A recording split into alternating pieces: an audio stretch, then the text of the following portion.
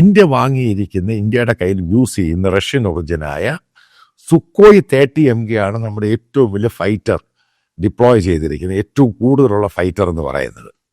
ഇതിനകത്ത് ഈ സാധനം ഇത് അപ്ഗ്രേഡ് ചെയ്യണമെന്ന് പല രീതിയിൽ പറയാം. കാരണം ഇത് മോഡേൺ രീതിയിൽ അല്ല ഇത് വന്നിരിക്കുന്നത്. അതിനുവേണ്ടി ഈ റഷ്യൻ ആംഡ് കമ്പനി ഇതുണ്ടാക്കിയ കമ്പനിയുമായിട്ടാണ് വരുന്നത്. കാരണം വലിയൊരു ഡീൽ സൈൻ ചെയ്യാൻ സാധ്യതയുണ്ട്.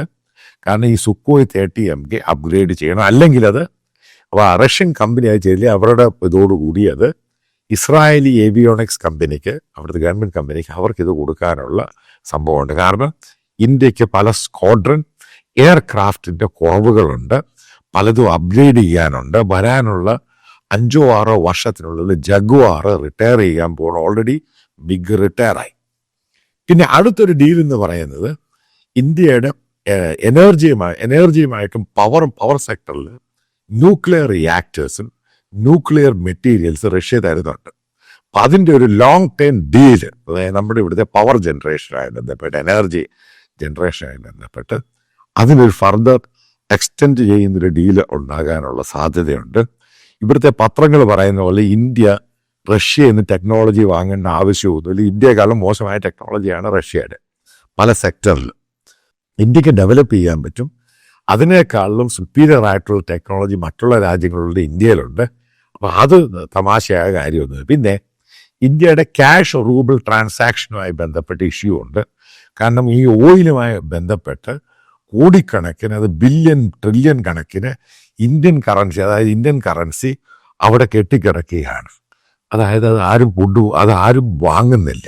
കാരണം നമ്മൾ ഏകദേശം 50% ആണ് നമ്മൾ റഷ്യയിൽ നിന്ന് ക്രൂഡ് വാങ്ങിച്ചു കഴിഞ്ഞപ്പോൾ ഇന്ത്യൻ കറൻസി അവിടെ പോയത്.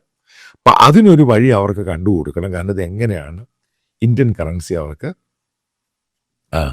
കൺവേർട്ട് ചെയ്യാൻ പറ്റുന്ന അത് സംഭവമുണ്ട്. ഇതൊക്കെയാണ് പ്രധാനമായിട്ട് ഉദ്ദേശം. ഒരു കാര്യം കൃത്യമാണ്, ഡിഫൻസുമായിട്ട് പഴയ ഡീല് സാങ്ഷൻ ആക്കണം. അല്ലാതെ സുക്കോയുമായി ഈ 57, 56 ഇന്ത്യ വാങ്ങാൻ പോകുന്നില്ല.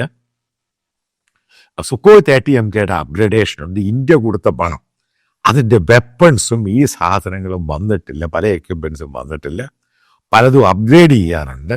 ഇതിനു വേണ്ടി ഇന്ത്യ ഗവൺമെൻറ്റിൻ്റെ താല്പര്യമുണ്ട് ഏറ്റവും കൂടുതൽ, റഷ്യയുടെ താല്പര്യമുണ്ട്.